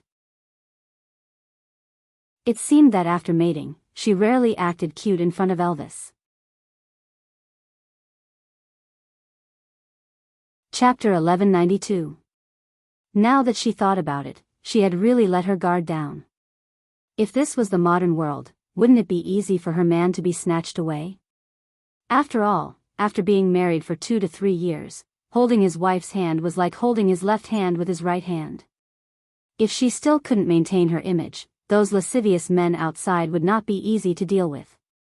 Gu Mengmeng patted Elvis's chest lightly and pressed her cheek against his chest. She said in a normal tone and expression, All right, this is an expression that only belongs to you and Leah. I won't let anyone else see it. Elvis tried his best to breathe before calming down his erratic heartbeat. Gu Meng Meng comforted Elvis before standing up to look at Wabi. Did you see that? This is the reaction of a normal male. What disgusting, TSK, serves you right to be a bachelor for the rest of your life, and the kind that stirred shit. Wabi, who was forced to swallow a mouthful of dog food, refused to converse with Gu Meng Meng. He even rolled his eyes at her. All right, let's talk properly. Gu Meng Meng stopped fooling around and asked directly, hurry up and tell me, are you familiar with Bayan? No, I've never seen him before. Wabi lazily leaned against the seat beside Gu Meng Meng. I was indeed born in the Mecca desert, but when I was born, he was already more than 200 years old. How could I have met him before? But, come to think of it, you were picked up by Snake from the Mecca desert? But why can't he remember anything about you? Gu Meng Meng found it rather strange. There were many things in Snake's memory, but she couldn't seem to recall anything about Wabi. She just felt that he should have been by Snake's side all along, always, and not just met at a certain place and then got together. Wabi scared. I'm not you, why would he remember everything about me so clearly? Moreover, it was 800 years ago when he picked me up. No matter how good his memory is, he can't possibly remember everything so clearly, right? That was true, but he clearly remembered things from even earlier, so why couldn't he remember anything about the Mecca desert? Gu Meng Meng found it rather strange, but didn't probe further. So you can adapt to the desert climate? Of course, is there anything in this world that I can't do? Gu Meng Meng didn't continue provoking Wabi. She thought to herself that Bayan was so crazy that he judged a person based on his mood. If she brought along a powerful person, her chances of winning would be higher if the negotiation failed. He nodded and said, all right, let's go together then. Only then did Wabi's expression soften a little. That's more like it. When are we leaving? Gu Meng Meng looked at Leah and asked, have the people we sent returned? Leah nodded. Qi Xian said he will see to it. Do as you see fit. What should I do as I see fit? Gu Meng Meng frowned, not understanding what her son was thinking. Leah sprawled lazily behind Gu Meng Meng, using his chest as a backrest for her. He played with her hair nonchalantly as he said, Qi Xian is a male and is more mature than the other three. Try to trust him. I don't think he'll let you down. After all, he is also afraid of your ultimate weapon.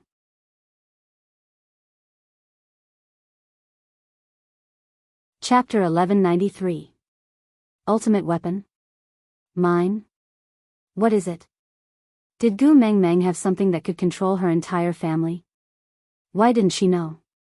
Leah bit Gu Meng Meng's ear and said, I am not telling you, what if you use it to bully me? Humph. With that, Leah waved his tail and handed Gu Meng Meng over to Elvis and said, I am going to cook. If I don't, that good-for-nothing tiger will stomp a hole in the ground in our house. After Leah left, Elvis held Gu Meng Meng's hand and hesitated for a moment before asking, did you ask about that matter? Gu Meng Meng nodded and said, Father said yes, but you must become a beast king first. Elvis pursed his lips and then chuckled and said, looks like we are determined to get the heart of the desert. That's why I especially want to know about Bayan.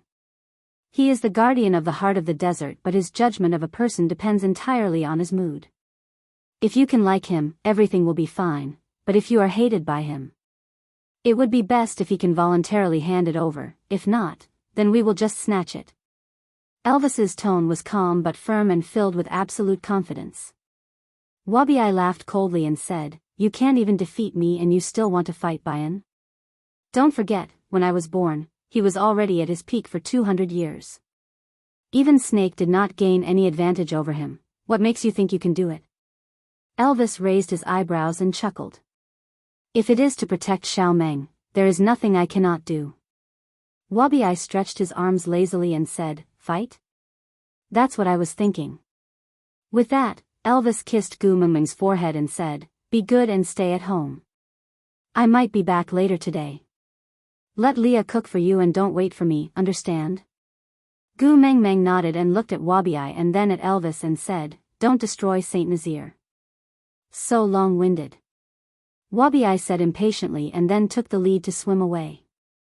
Elvis hugged Gu Mengmeng and kissed her again before transforming into a wolf and following Wabi. Gu Mengmeng hopped back to Li's side and laid on his back in boredom, watching him cook. She gestured to add more potatoes and more chili. Then, he watched as Oriton burst out into laughter after hearing Gu Mengmeng say to add more chili, but he pretended to be nonchalant. Leah liked it when Gu Mengmeng clung onto him. Ever since she broke up with him, she rarely clung onto him like this. That's right, Elvis was the first partner and he had the absolute priority. And this priority was something he willingly gave up, so he could not fight for it now. Are you at ease to let them go out like that? Leah asked as he added the ingredients that Gu Mengmeng had requested. Gu Mengmeng clicked her tongue and said, little shit knows that Bayan is not easy to deal with, so he is helping Elvis to improve his abilities. The two of them will know when to stop. They won't kill each other. Leah scooped a piece of meat from the pot and blew on it to cool it before sending it into Gu Mengmeng's mouth. Yeah, we still have quite a lot of medicine for external injuries at home. Let them use it when they return. How does the meat taste? Do you need more salt? Chapter 1194. As they were about to leave, Oriton received special permission to spend the night outside Gu Mengmeng's cave. He had long gotten used to the life of a vagrant and did not have the habit of not being able to sleep unless he was in his own cave. The temptation of being able to accurately eat every meal prepared by Leah was too great for him, so he gladly agreed to it. Barit and Joshua were called to the vicinity of the cave by Leah to instruct them on things to take note of for the next year. After all, it was uncertain when Gu Mengmeng would return from this trip. Whether it was distributing water during the winter, storing food during the rainy season or preventing other tribes from snatching like the previous rainy season, these were all matters that required finesse. And also, after they left, there would probably be a wave of stray beasts attacking. Leah trusted Barit, but Joshua was still under observation, so Leah did not intend to let Joshua know that the young master of the stray beasts was Qi Xian. So he only said that Gu Mengmeng had arranged for the females to bring their cubs up to the highest mountain in Saint Nazir to receive the first ray of sunlight for 3 consecutive days. That would be a blessing from the beast deity. However, Maya was pregnant with a precious female cub and the great messenger had special instructions for her to rest well, so she did not need to go this time. Barit had been by Li's side longer than Gu Mengmeng, so he naturally understood what Li's smile meant. Only Maya would receive special treatment? It seemed like there was a special program specially prepared for Maya.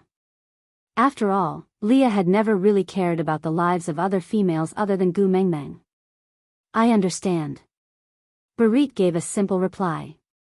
Leah patted Barit's shoulder and said, don't forget, your life now belongs to our Mengmeng. Before she agrees, don't die so easily. Barit replied. Joshua clenched his fists, his gaze drifting towards Gu Mengmeng who was sunbathing not far away.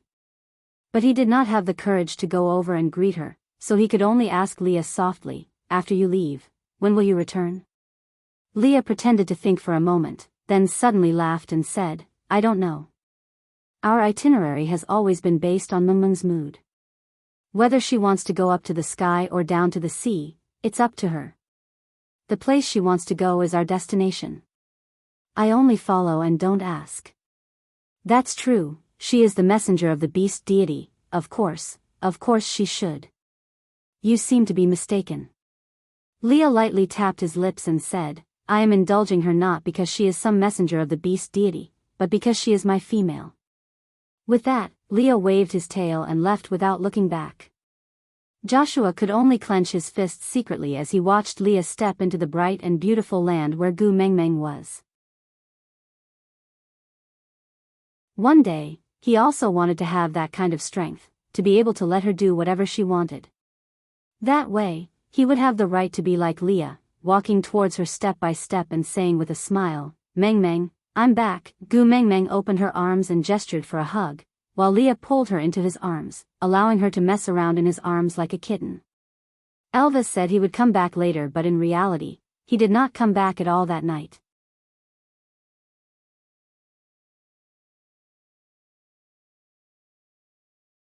But Elvis's lips were still curled up, his gaze filled with tenderness as he gazed at Gu Mengmeng. "Ha, I got scolded. Would Leah be envious of me again?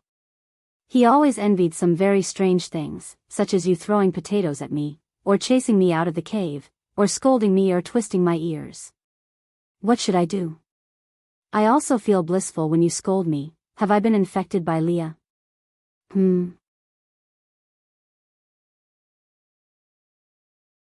Chapter 1196. How do you intend to punish me?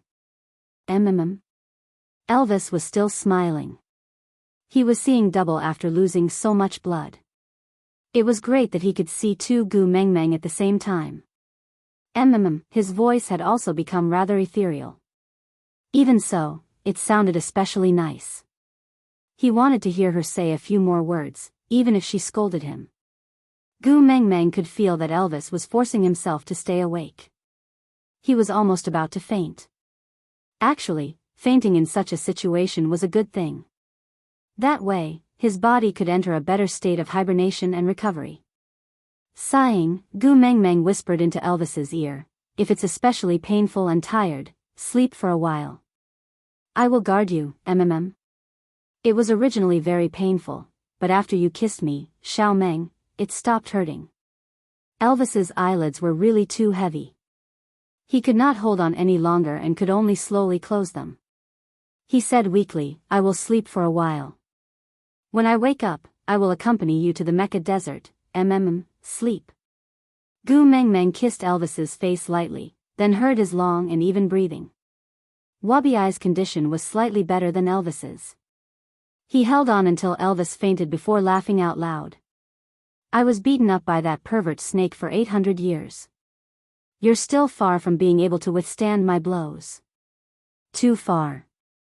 Wabiai's condition was much better than Elvis. He did not manage to finish his sentence before he fainted. Gu Mengmeng sighed. She could neither cry nor laugh. These two were really too much. Under Lee's care, Elvis and Wabiai slept for 4 days before they woke up. Their wounds healed very well during this period. After all, Wabiai did not use poison when he fought with Elvis. Otherwise, Elvis would not be at this level. When Elvis woke up, Gu Mengmeng was lying beside him, sleeping. Turning his body, Elvis gently carried Gu Mengmeng onto the bed, letting her lie comfortably in the crook of his arm. Her long eyelashes trembled slightly and her delicate brows were knitted together. Elvis's heart ached as he gently smoothed her brows. His heart was filled with guilt. She must have frowned in her dream because he was injured and unconscious. But he had no choice, he had to become stronger. Otherwise, even if he successfully obtained the heart of the desert in the Mecca desert, he would not be able to withstand the immense pressure of activating the Beast King bloodline. What would she do if he exploded in front of Gu Mengmeng? He and Leia knew how desperate she was when Snake died, and how long it took for her to recover from the gloom. He swore that he would never let Gu Mengmeng experience that kind of sadness again. Therefore, he had to become stronger. He had to become someone who could stand shoulder to shoulder with her. Only then would he be able to support her when the sky collapsed. Right now, these injuries were nothing. They were really nothing. As long as it was for her, no matter how much pain or how heavy the injury, he would be able to endure it with a smile. As long as he could see her when he opened his eyes, no matter how long he was in a coma, it would be enough.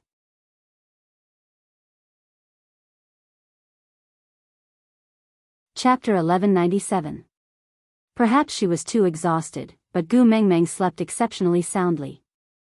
She only woke up the next day at dawn. Gu Mengmeng instinctively frowned as she felt a familiar warmth beside her. She seemed to have fallen asleep beside Elvis, but she wrapped her arms around Elvis's waist and touched it. This feeling, opening her eyes, she met Elvis's deep blue eyes and warm and doting gaze. His lazy and hoarse voice, unique to the morning, mixed with his warm breath, blew onto Gu Mengmeng's face. "Morning, my Xiao Meng."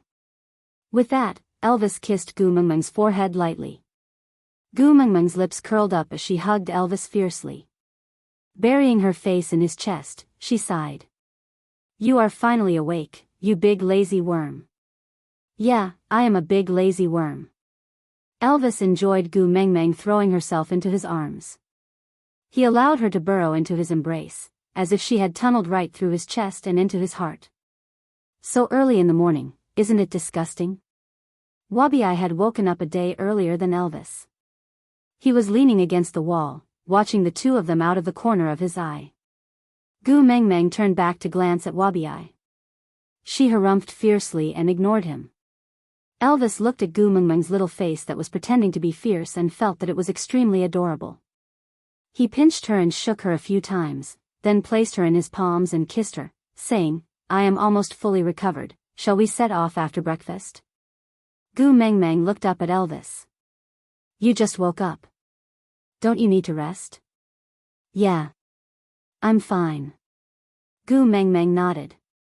She then got up to wash up and eat breakfast. In the 4 days that Elvis and Wabi-Ai were unconscious, Fei Rui had already returned from the deep sea. Other than sea salt, he had also brought many small items from the sea for Gu Mengmeng.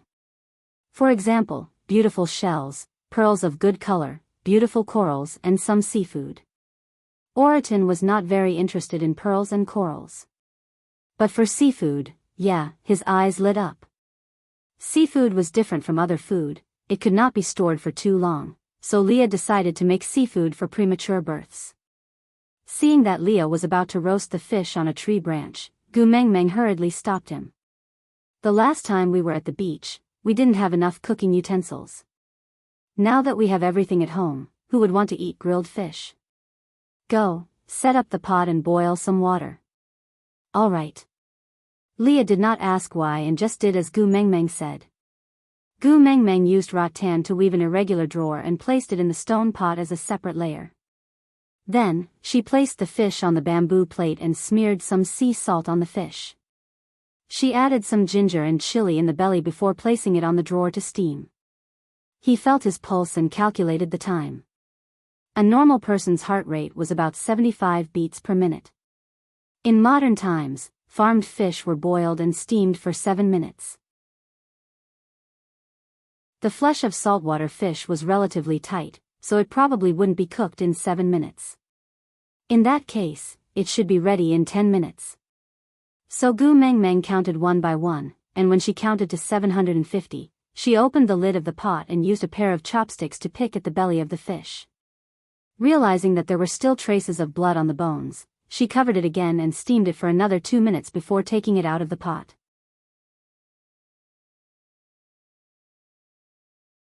Chapter 1198. Leah wouldn't let Gu Mengmeng carry the fish from the pot for fear of scalding her little hands. After placing the fish on the dining table, Gu Mengmeng used her chopsticks to break the fish into pieces before distributing them to everyone. She only steamed one fish. If she didn't distribute it like that, the males wouldn't move their chopsticks and let her eat it alone. But this fish was not even enough to fill the gaps between the 5 males' teeth. It was just a taste at most. Oriton's eyes lit up. This made Gu Mengmeng wonder if Oriton was really a tiger. Wasn't he just reminding the bigger cats? Leah was also satisfied after eating. He sucked on his chopsticks and said, Fei Rui brought a few more fish. Anyway, we will be on our way after this meal. Why don't I steam all of them? Oriton nodded out of reflex. Gu Mengmeng smiled helplessly and said, but the fish is too big and the pot is too small. I can only steam one fish at a time. When will you be able to eat? Leah rubbed Gu Mengmeng's little head and said, silly girl, have you forgotten? I am a male. It's fine not to eat for a few days. Ah, the eating habits of the beast world, but thinking about it, it would be a waste not to eat the fish that Fei Rui brought from afar. She nodded and said, then shall I help you time it? All right. Leah added some more water to the pot and started to steam the fish after boiling. Gu Mengmeng sat beside him and felt her pulse to help him time it. Oriton held on to Fei Rui's shoulders and said, bring more next time, more. Fei Rui was actually a little afraid of land beasts. His heart was pounding when Oriton pressed down on him like a primary school student being blackmailed by a senior. His clear eyes were glistening with tears and he looked like he was about to cry. Gu Mengmeng walked over and pushed Oriton. "Tsk, don't scare him. If you scare him so much that he won't dare to come back in the future, you won't even be able to eat a single fish scale." This was a very serious matter. Oriton looked at Fei Rui with a deep gaze and then bared his teeth. "What? You still want to bite him?" Gu Mengmeng looked at Oriton in shock. Oriton closed his mouth and returned to his expressionless face. He said, "I'm giving him a friendly smile." "Pfft. Big brother, your gums are showing. Is that a smile? Isn't that a threat before the war?" Gu Mengmeng turned back to look at Fei Rui, who was hiding behind her and clutching onto the corner of her shirt with his little hands. "Look at how frightened little Fei Rui is." "Sorry." Oriton took a step back and said, "I can't control my facial expressions." Gu Mengmeng turned back and patted Fei Rui's shoulder. "Don't be afraid of him, he is easy to bully. If he does something that makes you unhappy, just say, 'I won't bring fish back for you to eat anymore,' and he'll be obedient." Fei Rui nodded seriously, then looked at Oriton and said softly, "Don't bully me. I'll bring more fish back next year." Oriton's eyes lit up. After which, he cautiously nodded his head and said, "I will protect you in the future." Fei Rui looked at Gu Mengmeng and pursed his lips before replying, "All right, thank you." Gu Mengmeng smiled and didn't say a word. She snuggled back into Elvis's arms and picked up the fish from his bowl to feed him. She said, "Eat the fish while it's hot. It'll taste fishy when it's cold."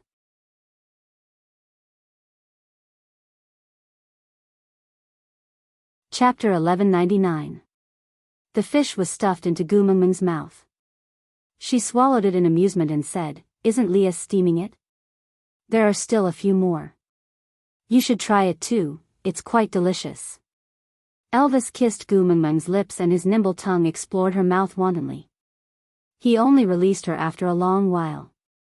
His fingers gently caressed the sparkles at the side of her mouth and he smiled. "Yeah, it's quite delicious." Gu Mengmeng pouted delicately. Annoying. She didn't say anything else. After Leah steamed all the fishes that Fei Rui brought, everyone ate to their heart's content before preparing to set off. Elvis and Leah had already prepared everything they needed for the journey. Gu Mengmeng only needed to bring herself along. Barit and Joshua led the entire tribe to send Gu Mengmeng to the boundary of the tribe. They watched her leave before returning. "That little fish just arrived and you threw him aside. Tsk, Mengmeng, you're really heartless." Leah wagged his tail and laughed. "You even ate the fish that he brought and accepted his gifts. You want everything but him. Mengmeng, you're so bad." Gu Mengmeng smacked Leah. "Don't spout nonsense. Fei Rui did not give me those things with the intention of what you said. Otherwise, I wouldn't have dared to accept them." "Oh. If it's not that kind of intention, then tell me, why would a male bring food and toys from afar for a female?" Gu Mengmeng thought for a while. "It's probably similar to returning home for the new year and returning to the company to give local specialties to colleagues he's closer to. It's just that their home is in the deep sea, so the specialties he brought are more expensive." Company, colleagues, returning home for the new year, no one present understood what she meant. But seeing that Gu Mengmeng clearly had no intentions towards Fei Rui, Leah and Elvis didn't mention it again. After all, if they talked too much, what if Gu Mengmeng really fell in love with that fellow? The distance between the Mecca Desert and Saint Nazaire was quite far. With Gu Mengmeng's attitude of walking and having fun at the same time, she would need about a month to get there. Fortunately, among the 4 males in the team, Elvis and Lee's tolerance towards Gu Mengmeng was limitless. Although they really wanted the heart of the desert, they were not in a hurry. They did not want Gu Mengmeng to be exhausted and run around for the heart of the desert. Being able to see her smiling face was more precious than anything else. Wabi was even simpler. He didn't care about the heart of the desert. Every now and then, he would provoke Gu Mengmeng, causing her to swing her arms and fight him or use her little mouth to make him speechless. That itself was very interesting, so it didn't matter where they quarreled. As for Oriton, as long as there was meat to eat, he didn't care about anything else. It had been a long month of travel, but with the company of his lover and friends, it didn't seem so difficult. When Gu Mengmeng stood at the border of the Mecca desert, she felt a scorching and dry sensation from the soles of her feet. Looking around, it was all gold-like sand. There were no majestic buildings and not even a trace of life. But it was this boundlessness that deeply shocked Gu Mengmeng.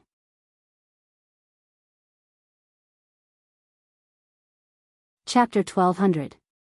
Occasionally, the wind would blow sand into Gu Mengmeng's eyes, and when the wind was stronger, the sand would act like sharp hidden weapons, even leaving streaks of blood on Gu Mengmeng's face. Elvis's heart ached, so he could only use the beast's skin to cover Gu Mengmeng. Although it's very hot, bear with it, alright? Gu Mengmeng lay on Elvis's shoulder, looking listless. Although she was mentally prepared, the temperature had gradually risen along the way, so she wouldn't feel unbearable because of the sudden high temperature. However, the desert's climate was really harsh, and it was more torturous than she had imagined. Elvis and Leah did not want Gu Mengmeng to be exposed to such a terrible environment, so the four males decided to travel day and night to Fedatin City to meet Bayan as soon as possible. But there were no landmarks in the desert, and although Wabi was born here, he had not been back for 800 years. He was used to the humid climate outside, and although it was not to the extent that he could not bear it, it was still uncomfortable. Looking at the snakeskin that was about to split open, Wabi despised himself in his heart. TSK, he had really lived like a prince for the past 800 years. Although Oriton had left for a shorter time than Wabi, he did not return after leaving. Now, he was relying on his childhood memories, so it was difficult for him to find Fedatin City quickly and accurately. After wandering in the desert for 3 days, the food they had prepared along the way had already been exhausted. Oriton said that they would be able to reach Fedatin City in the evening, so it was just a situation where they missed out on lunch. Gu Mengmeng felt that it was bearable. Elvis and Leah were worried that Gu Mengmeng would starve, so they simply transformed into beasts to speed up their journey. However, they had not gone far when they saw a group of rattlesnakes fighting with a group of scorpions. Gu Mengmeng patted Elvis, signaling him to stop, before lying down and watching from a distance. So there are group fights in the desert too. Gu Mengmeng chuckled and said, "Lunch is settled." "What are you doing?" Wabi looked at Gu Mengmeng in shock. Gu Mengmeng raised her eyebrows and let out 2 hissing noises. The fighting rattlesnakes were stunned, before they scattered in all directions. The scorpions were stunned, as they had never encountered such a situation before. He was stunned for 2 seconds and wanted to give chase, but he found that he was already surrounded. Wabi swung his snake tail and knocked them out on the spot. Gu Mengmeng ran over happily and picked up the scorpion that was as big as the size of 2 palms without its tail and claws. She broke off its pincers, head and tail one by one, then wrapped them up with the snake skin and placed them on the surface of the sand to roll around. Because the temperature of the sand on the surface of the desert was extremely high, the scorpion was basically cooked after a few rounds. Gu Mengmeng smiled like a demon in the journey to the west. Shaking her shoulders, she opened the snake skin and peeled off the scorpion's shell. The aroma of meat wafted out. Gu Mengmeng grinned and handed one to Wabi, then looked apologetically at the other 3 males, especially at Oriton, whose eyes were shining brightly as he swallowed his saliva.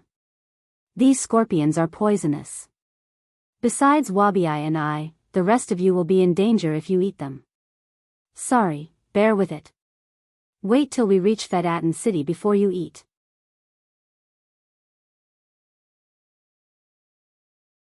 Chapter 1201.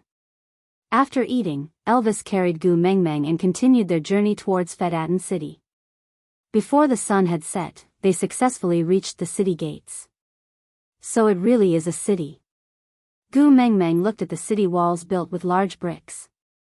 Although it was so weathered that it probably could not even withstand a single punch from Gu Mengmeng, it still looked like the kind that archaeologists would risk their lives to dig in. Someone was sitting on the city gates. He looked down at Gu Mengmeng and the rest. When he saw Gu Mengmeng, he frowned and sneered. You dare to bring a female here? Do you have blind confidence in your own abilities, or are you just plain stupid? Gu Mengmeng tilted her head to look at Oriton. She asked in a small voice, what rules? Oriton rolled his eyes at the person on the city walls.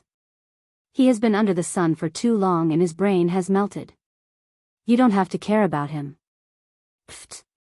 Gu Mengmeng laughed softly. I haven't heard you use such a venomous tongue to rebuke someone in a long time. Oriton glanced at Wabi. Poisonous snake.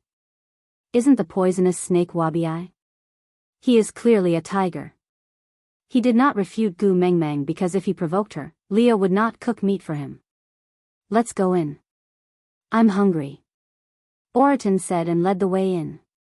As soon as he crossed the city gate, unfriendly gazes came from all directions. It felt like he was a lost lamb that had entered the hinterland of the Amazon. Even a mosquito looked at him as if he was food. Wabi twitched his lips. Sigh, so annoying, can we eat them? Gu Mengmeng patted Wabi's shoulder. Bear with it for a while. Find Bayan first. Once Gu Mengmeng said that, the entire world quietened down.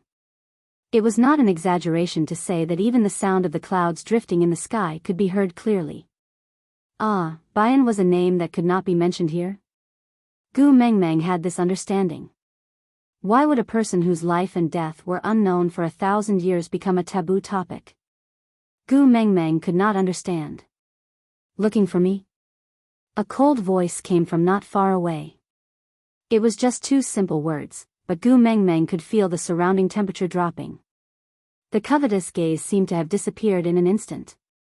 Gu Mengmeng could clearly feel that the person hiding in the dark was slipping away like sand in her hand, obvious but untraceable. Looking towards the source of the voice, a tall and sturdy man was leisurely walking towards them from afar. He had a smile on his face and his eyes were cold. His entire body exuded a sinister feeling that could not be underestimated. That feeling had nothing to do with anger, and he did not emit any beast pressure either. It was just a strange magnetic field, as if he was a 10,000-year-old evil ghost that had walked out of hell. Even the sun could not shine on his body. Elvis carried Gu Mengmeng and took a step back. Leah used half of his body to shield Elvis, while Oriton and Wabi were already prepared for battle. Just 2 words and everyone's nerves were stretched to the limit. That person walked towards Gu Mengmeng step by step, with no intention of stopping. He did not even pause for a second when he reached Wabi and Oriton. Wabi and Oriton were immediately sent flying. Even though Gu Mengmeng had the powers of a beast king, she did not even see how he had done it.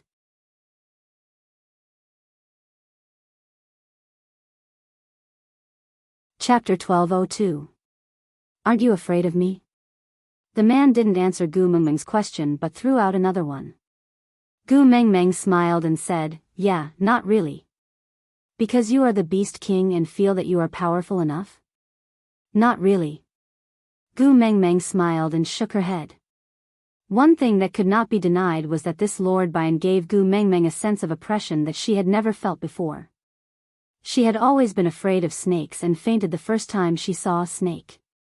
But even then, she did not have this kind of fear.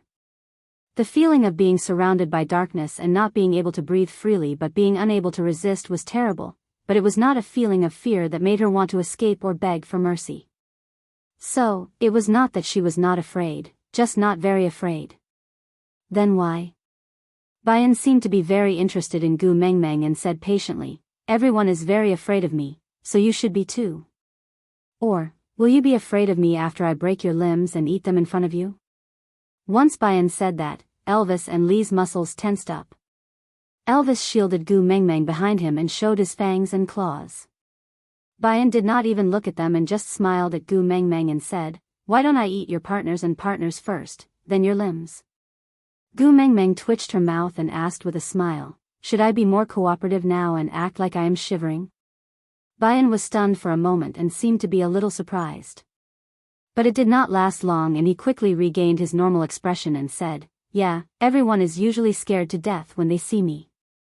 It has been a long time since I used words to threaten others. Yeah, seems like I am really rusty. Indeed, using words is not suitable for me. It is better to use force directly. As Bayan said that, he grabbed Li's neck and looked at Gu Mengmeng with a cruel smile on his face that was so sinister that even his facial features could not be seen clearly. He said, I have not eaten a fox for a long time. I want to tell Wang Xiaoxin that you bullied me. Gu Mengmeng said in a lukewarm tone. Then, Bayan's expression cracked. You know her? Leah was flung to the side by Bayan. He took a step forward and pushed Elvis away. Then, he gripped Gu Mengmeng's shoulders with both his hands, as if he was a withered ghostly hand that reached out from hell and dragged Gu Mengmeng's body with all his might, wanting to drag her into hell. Did she ask you to come? Really? Gu Mengmeng pushed against Bayan's hand in an attempt to struggle free, but strangely, the moment she touched him, she could not use her Beast King powers at all. Right now, she was even weaker than an ordinary girl before she inherited Snake's powers. What the hell is going on? Her son and I are lovers, do you think we know each other? Since brute force did not work, Gu Mengmeng could only resort to using her wits. Bayan narrowed his eyes and said, the Beast King power in your body belongs to Snake. It was not a question, but a statement. You know my boyfriend? It shouldn't be a big mistake to impersonate himself from another spacetime, right? That little brat gave you the tear of the beast god. Higgin chuckled and shook his head helplessly. He's just like his father. Gu Mengmeng's shoulders regained their freedom and she clenched her fists. The power of a beast king was still there. So, she could not touch him. Once she did, she would lose all her strength. You're tuning into the Romantic Tales YouTube channel. Don't forget to subscribe and join us on this journey to catch the most captivating stories.